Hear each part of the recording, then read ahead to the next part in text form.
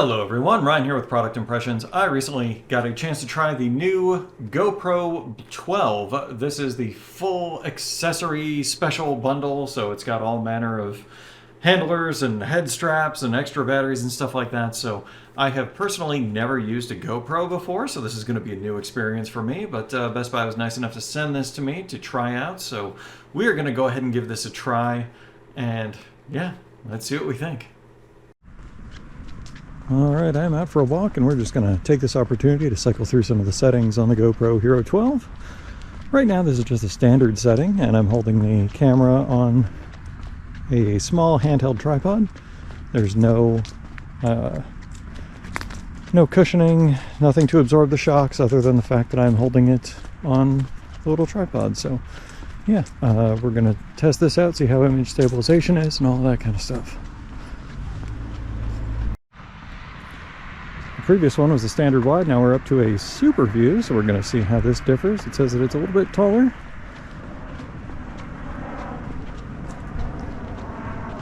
Still just walking down the same path. Now let's try the next setting that goes a little bit wider. The previous one was a 16mm lens. This one is called Hyper View with a 12mm lens, and you can see a bit of a fisheye effect going on here.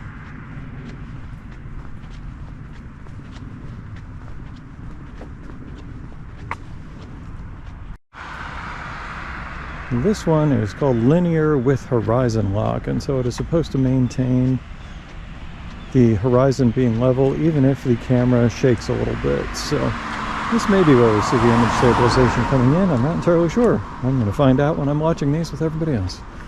I am angling to the sides, tipping a little bit from one side to the other right now. We'll see how that turns out. Alright, this one is the standard digital lens, and I believe it says it's 19 to 32mm, something to that effect. This is going to be the last of the different lens effects. We're going to be moving on to some of the other settings. And now we have full frame, which looks like it is not a standard widescreen, more of a 4x3 from old-fashioned computer monitors, things like that. So nice that they let you choose the aspect ratio. I think I'm just going to stick with the standard widescreen. This I have cranked up to 240 frames per second. Alright, here is a slow-mo that is at 240 frames per second, so in theory you should be able to slow it down to 1/8 speed and see everything clearly, so we're going to give that a try. Let's do some quick pans. Try slowing that down, see how it works.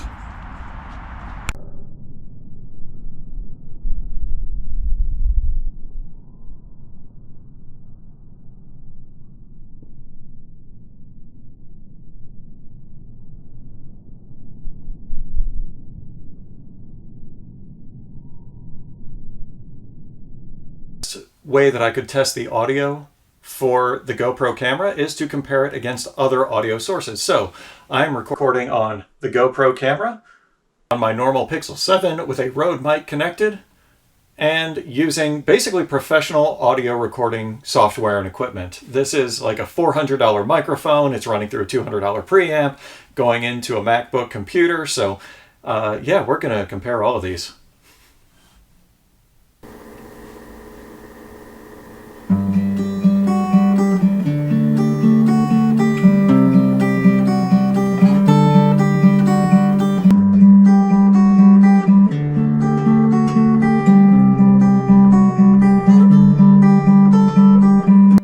I wonder how you can know what I'm thinking all the time. It's been a short while, but I just can't shake you from my mind. I don't think I'd want to. I'm standing right beside you. It's been a short while, but there's nowhere else I'd rather be.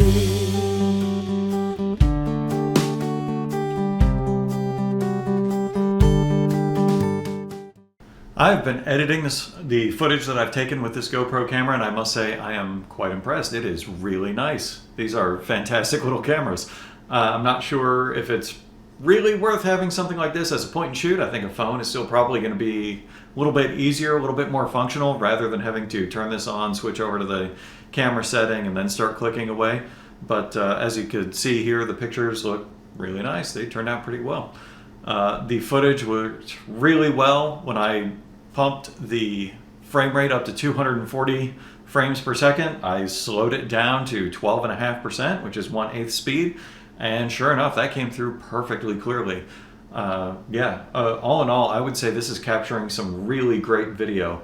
I'm not just going to throw this into water to test it. I'm going to let the world test that for me whenever it actually comes down to it. But for the time being, I understand that these are supposed to be extremely durable, and people use them for scuba diving and all of that. So also everything is controlled through a touch screen on the back, and there's only like 3 different menus that you can go through. So while it is a phenomenal camera, it is also very easy to use, very easy to navigate through the settings. There is a timer function on here if you want to use it for like taking a portrait, where you run up, click the button, and then go and stand with your family for the holidays or whatever the case may be. But all in all, yeah, really impressed with this. I'm additionally impressed with the audio that it captured. I was not expecting too much, but I'm not sure if the normalization of the audio when I go through and process the video is actually going to have an effect on this, but I'm inclined to say that the little microphone that is built into this works just about as well as the high-end Rode microphone that I have connected to my phone right now to capture this audio. The output of it is a little bit higher even than what I normally capture on my cell phone. So it makes it a little bit more on par with the other audio recording that I've been doing. And while I'm inclined to say that the audio processing of the professional software and everything definitely makes the final segment of that audio sound better than the rest, overall, I'm not disappointed with the audio in this compared to a camera with a dedicated external microphone attached. I'm really impressed with that. I think that turned out really well. I might as well go through and show you some of the other gear that comes with this little accessories bundle. So you've got a dedicated slot there for the camera.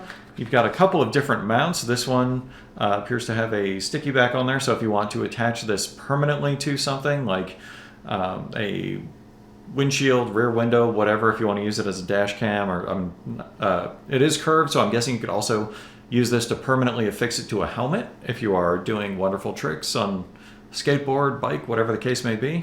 You also have this little handle. So I was using a different tripod that folds down into a handle very similar to this, but this one is nice, got a foam grip on there, should be comfortable to hold for quite a while. This set of prongs on here is kind of a dedicated method of attaching the camera. So if I flip out these from the bottom, you can see there is the prongs there. They fit nicely in here, and you've got a little bolt that comes in this case as well that can screw it all together and make sure that it holds together and affixes the camera so it's not going to swivel or anything like that. That is also the case for the headband. I'm not entirely sure if I'm going to be using the headband for anything because there's only so much you can take of being a social pariah, and I imagine walking around with this would do such a thing. Let me put this down. So yeah, you can attach that, and the camera sits up here, basically going up above the top of your head.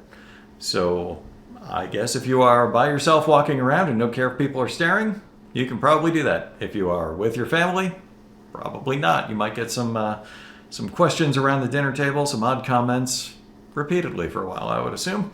But yeah, this is comfortable. It does have sizing adjustments around the sides and over the top, so I imagine you could adjust this to fit whatever head necessary. But yeah, I'm inclined to say it's going to be comfortable and wear for quite a while. So all in all, I believe that this full kit is going to be somewhere around the $600 or $700 range. This is definitely not something that you are going to buy as an impulse purchase. This is probably something that you are going to want to plan out or have a definite use for.